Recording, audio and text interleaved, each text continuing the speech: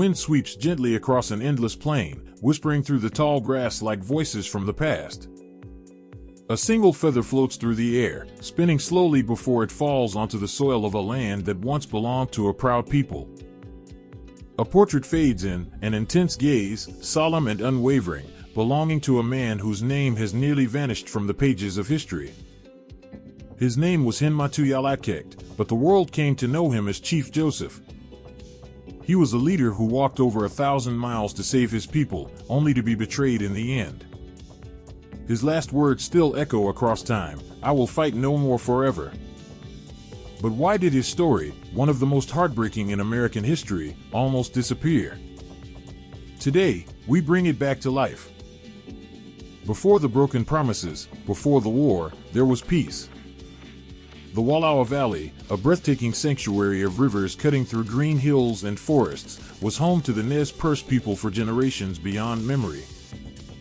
This land was more than earth and grass. It was identity, ancestry, and spirit. It was here, in 1840, that Henmatuyalakekt was born. His name meant thunder rolling down the mountain, and from the moment he opened his eyes to the light of the Oregon sky, his destiny was tied to this sacred ground. Joseph was the son of a man the settlers called Old Joseph, a proud leader who had spent his life fighting with words rather than weapons. He had signed treaties, made compromises, and still believed that promises meant something. The United States government, in those years, spoke of friendship and coexistence. But words are fragile things. In 1855, they signed a treaty guaranteeing the Nez Perce their homeland. That treaty might as well have been written on the wind, because the moment gold was discovered nearby, the ink turned meaningless. New maps were drawn, cutting away at their land like a knife slicing flesh from bone. The government gave them an ultimatum: leave your ancestral home or face annihilation. By 1877, the situation had reached a breaking point.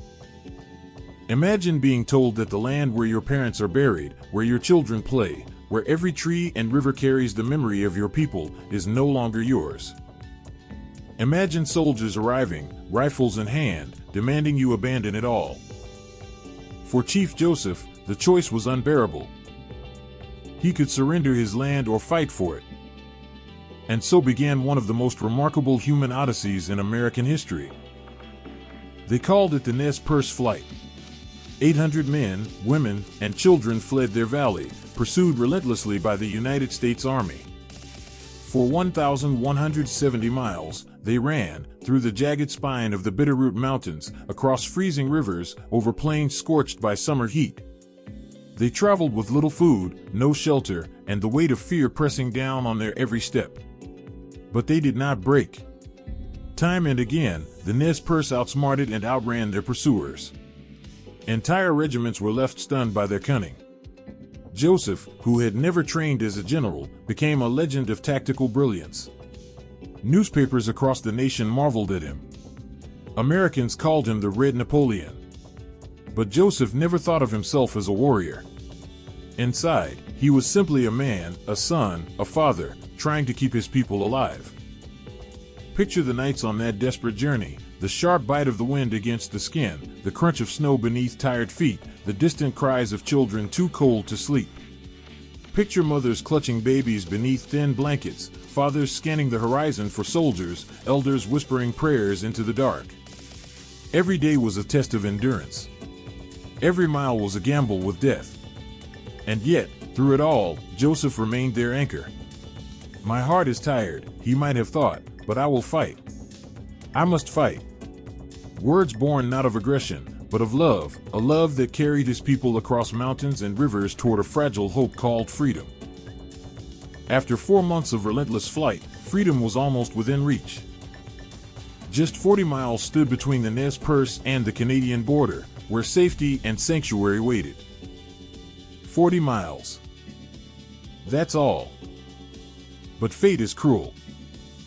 On a frigid October morning in 1877, as frost turned the earth to iron, the U.S. Army finally cornered them at the Bear Paw Mountains.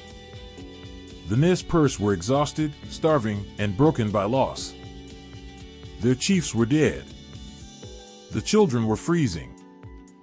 And so, Joseph stepped forward, his heart heavier than any weight a man should bear, and spoke the words that would make him immortal. Hear me, my chiefs.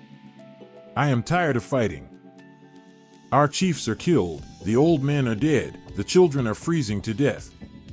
I will fight no more forever. There is a silence in history, a kind of echo that lingers when truth is spoken. This was that silence. The surrender should have been the end of suffering. It should have been the beginning of peace. The army promised Joseph and his people that they could return to their homeland. But promises, once again, meant nothing. Instead, the Nez Perce were shipped off to barren reservations far from Wallowa Valley. Land that could not sustain life. Land that felt like exile. Disease swept through their camps. Hope withered like leaves in winter. And Joseph, this man who had carried his people through hell, spent the rest of his life pleading for justice. He traveled to Washington, met with presidents, spoke in the halls of power. But his words fell like rain on stone. The United States listened, nodded, and did nothing. Look into the photograph of Chief Joseph taking years after the war. He sits in Western clothes, a suit that does not belong to him, his posture proud, but his eyes are heavy with sorrow. He lived far from the valley of his birth, far from the graves of his ancestors, far from everything that gave his life meaning. And in 1904, he died in exile. His last words were said to have been these: his heart was sick and sad. And perhaps nothing sums up the story of Chief Joseph better than that, an endless sickness of the soul, born from betrayal. But this story is not only tragedy. It is a testament to courage, to dignity, to the unbreakable strength of a leader who fought not for glory, but for love, love of his people, love of his land. And though history tried to silence him, his voice still rises like thunder rolling down the mountains.